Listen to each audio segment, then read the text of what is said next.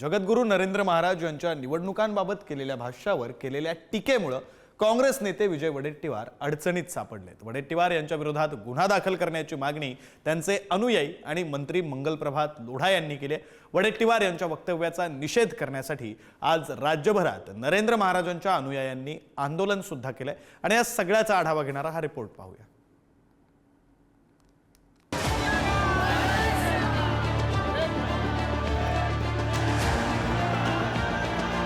संघ आणि आम्ही सर्व साधू संतांनी चित्र बदललेलं आहे। ही लाडकी बहीण योजना वगैरे तर त्याचा मुळीच परिणाम नाही आहे। राज्यामध्ये साधू संतांमध्ये ही निवडणूक जिंकली म्हणणं म्हणजे महाराष्ट्रातील मतदारांचा अवमान।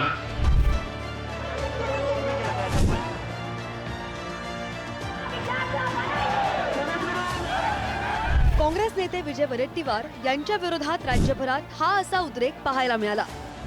मुंबई, पुणे, नाशिक, कोल्हापूर, नागपूर, संभाजीनगर, पालघर, रत्नागिरी, हिंगोली या सगळ्याच ठिकाणी वडेट्टीवार यांच्या विरोधात नरेंद्र महाराज यांच्या अनुयायांनी निदर्शनं केली। विजय वडेट्टीवार यांनी जगद्गुरू नरेंद्र महाराज यांचा एकेरी उल्लेख केल्याचा आरोप करत त्यांनी माफी मागावी अशी मागणी करण्यात आली। यावेळी विजय वडेट्टीवार यांच्या विरोधात घोषणाबाजी सुद्धा करण्यात आली।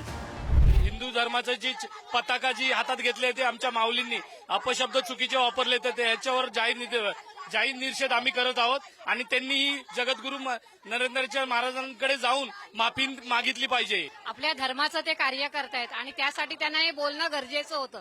मग त्याच्यामध्ये त्यांनी वेगळं काय केलं की यांनी हा उच्चार करावा की जगद्गुरूंना त्यांनी अरेतुरेच्या भाषेमध्ये ते बोललेत, हे खूप चुकीचे बोललेत। वडेट्टीवार यांनी जे बेताल वक्तव्य केलेलं आहे त्यांनी जाहीर या ठिकाणी जगद्गुरू नरेंद्राचार्यजी महाराज यांची माफी मागावी। नसता ही ठिणगी आहे आणि ही ठिणगीची आग कधी होईल, याचा भडका कधी होईल आणि याच्यात तुमचं काय होईल हे सांगता येणार नाही। 20 फेब्रुवारीला नाणीजमध्ये नरेंद्र महाराज यांनी एका कार्यक्रमात विधानसभा निवडणुकीमधला विजय हा साधू संतांमुळे झाला असं वक्तव्य केलं होतं। नरेंद्र महाराजांच्या या वक्तव्यावर राजकीय पडसाद उमटले।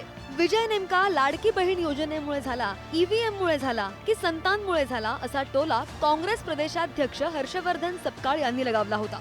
तर महाराष्ट्रातील निवडणूक साधू संतांमुळे जिंकली असं म्हणणं हा महाराष्ट्राचा अवमान असल्याचं विजय वडेट्टीवार म्हणाले होते। त्यांचं हेच वक्तव्य वादात सापडलंय। या विधानसभेच्या इलेक्शन मध्ये जे चित्र झालेलं आहे ते संघ आणि आम्ही सर्व साधू संतांनी चित्र बदललेलं आहे। हे काही म्हणत की लाडकी बहीण योजना वगैरे तर त्याचा मुळीच परिणाम नाही आहे। हा परिणाम जो आहे तो आमच्या साधू संतांचा परिणाम आहे। आम्ही सर्व साधू संतांनी हिंदू धर्मातील लोकांना जागृत केलं की आता ही गरज आहे, काळाची गरज आहे, जागृत व्हा आणि त्याचं हे चित्र दिसतंय। नरेंद्र महाराज याला कुठला दिव्य स्वप्न पडलं हे मला माहित नाही।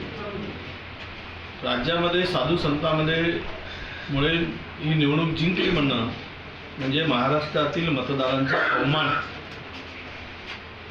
कारण त्याला धार्मिक स्वरूप देऊन ध्रुवीकरण करणारे जर साधू आणि संत असतील तर साधू आणि ते संत नाहीये। भाजपनं नरेंद्र महाराज यांच्या वक्तव्याचं समर्थन केलं होतं। वडेट्टीवारांच्या वक्तव्याच्या वादानंतर मंत्री मंगलप्रभात लोढा सुद्धा आक्रमक झालेले पाहायला मिळाले।